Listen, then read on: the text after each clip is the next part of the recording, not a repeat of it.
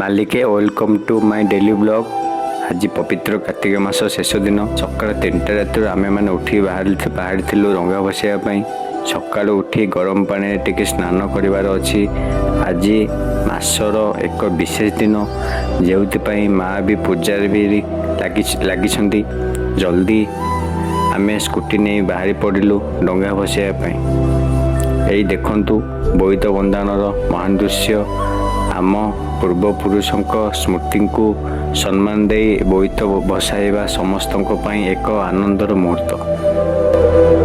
ବୋଇତ ବନ୍ଦାଣ ସରିଲା ପରେ ଆମେ ବାହାରି ପଡ଼ିଲୁ ବାଳକାଟିର ସବୁ ମନ୍ଦିରକୁ। ଚାରିଆଡ଼େ ଲୋକଙ୍କ ଭିଡ଼, ସବୁଠି ହରିବୋଲର ଧ୍ୱନି। ପ୍ରଭୁ ଶ୍ରୀ ମଦନମୋହନଙ୍କ ଦର୍ଶନରେ ମନ ଶାନ୍ତିରେ ଭରି ଯାଉଛି। ତାପରେ ପ୍ରଭୁଙ୍କ ପ୍ରସାଦ ସେବନ କଲୁ। ଆଜି ପାଇଁ ଏତିକି ଥିଲା ଆମ ଡେଲି ବ୍ଲଗ୍।